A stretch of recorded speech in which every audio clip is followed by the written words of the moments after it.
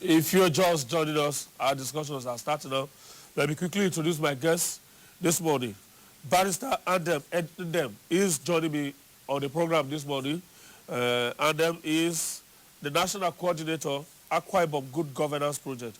He's a lawyer, a human rights activist, and a social commentator as well. He's from Akwa Ibom State, so he's a stakeholder in Akwa Ibom. Good to see you. Welcome to the program. Thank you for having me. All the years I've known you, I don't know you to be a politician. Are you a politician now? Definitely not. Let me say this very clearly from get-go. Akwa Ibom Good Governance Project is a civil society organization that has a tripartite objective of good governance, credible elections, and voters' education in Akwa Ibom State. We very much believe that the much-needed change in the country must be broken down and must start from home, just like charity.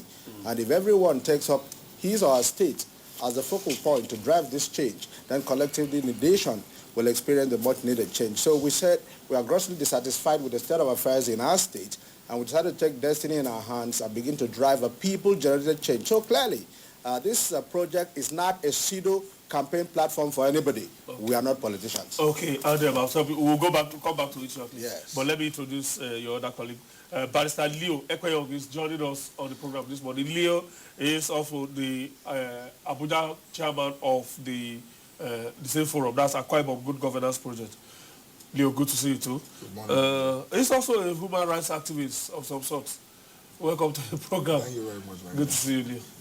All right, let's come back to the Akwa Ibom Good Governance Project. Yes. And, what's your position on the goings on in Akwa Ibom State? Maybe we should start from the... Let me give you something that you may not know. It's a kind of breaking news of some sort. Information coming from Akwa Ibom this state this morning is to the fact that the police raided the hideout of kidnappers yesterday, and 3 of the kidnappers were shot dead. Some of the hostages were freed. Among these hostages freed is a younger brother of a service senator. So security, let's start with security, is an issue in Akwa Ibom State. How sufficiently bothered are you about this? Thank you so much, Benga. We are grossly disappointed, if not totally despondent, about the state of security in our state. Let's go right back to the very beginning. What is the essence of government? From the days of Thomas Hobbes, where people came together and collectively decided to surrender their will to a select group called government, the essence was the protection of life and limb.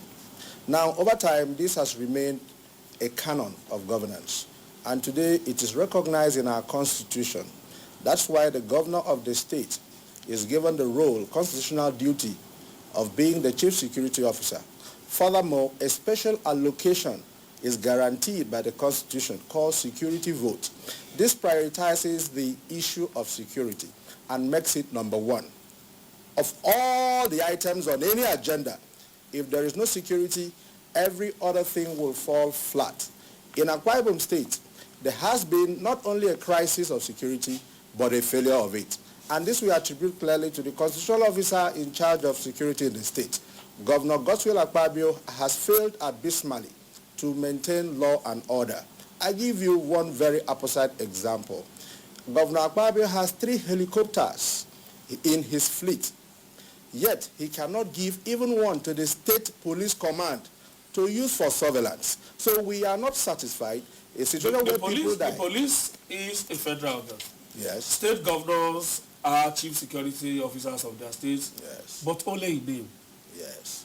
The control of the security agencies, the security apparatchik, is in the hands of some other persons so far away from those states. Could that be also an issue? Could it be a defense? No, let me say this very clearly. Everyone, every citizen has a duty to be a stakeholder in security.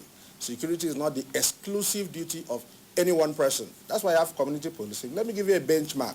Governor Raja Fashola in Lagos State, when he came into office, the first thing he did was to set up the Lagos State Security Trust Fund. He got all the private sector members and other critical stakeholders involved in the process, and he created an institution separate and different from the state apparatus, but sufficiently entitled to render security. That is the first thing he did, building a structure that endures and survives a governor, security being a universal issue. So, as a CSO, Chief Security Officer of a state, you are duty-bound to create institutions, enabling environment, complement the services of the state to achieve security. Once you fail in that, you have failed in all. It's like a compulsory question in a school certificate exam. You fail one, you fail all. ICANN, law school, everybody, we have that. So security is key. Why do you have the vote if you have nothing to do with it? We should use the vote to empower the people, create jobs, but there is need for a state governor to ensure, because there is no economy, there is no investment, education, no roads, no flyover will exist without people. For people will use the roads and fly over what may be there or not there. So security is key. A situation whereby you have over 150 kidnap cases, some resulting in death, cannot be security. A situation where people no longer go home. For example, when I need to go home now, I cannot afford the services of getting policemen to guard me. It was not so. This state was created in 1987. From that time till now, we've had series of governors. Statistics show crime rate every year. There is an empirical fact to that. Now, between the last 3 years that Governor Akwa Ibom has been in place, the state has witnessed unprecedented failure of security. That scares away investors. So who will come? That even scares away materials. So who will come? That scares away people genuinely who want to go home and drive the process. But you see, we have risen above fear because we are not afraid of anyone. Security is key. If you fail in that, you fail in all. In civilized democracies, the governor should have resigned ordinarily. And where he does not, we will call for a state of emergency because it has gotten to that level. Okay, Leo, the security situation in the Akwa Ibom state, there are security challenges in all the states, but the security situation in Akwa Ibom cannot be said to be peculiar, or is it peculiar? And again, is it political as well? Does it have political dimensions? You see, just like my brother just mentioned, you see, the security situation in Akwa Ibom state, or the state of insecurity, is peculiar to the state because of some very, very obvious reasons.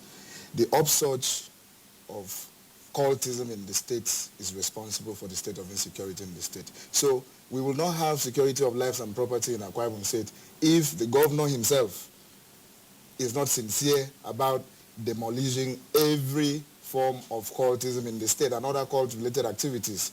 If this is not done, I can assure you that, just as he mentioned, we may degenerate to the Thomas Hobbes state of nature. What will make the state to be supporting cultism and cultism? Well, that is the fundamental question that has begged for an answer, because no, I'm asking you. Yes.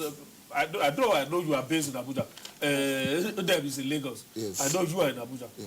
But you should be in touch. But how do you explain why the governor should surround himself with all these groups of cultists? That is what the governor himself has to explain to Nigerians and Akwa Ibomites in particular. Who are the cultists? Who are the groups? We have, in fact, the names, they have over 200 groups. But I must be very sincere in mentioning that the most prominent cult groups in Akwa Ibom State are very known. The Vikings, the KK clans, and the Band Boys. You know them.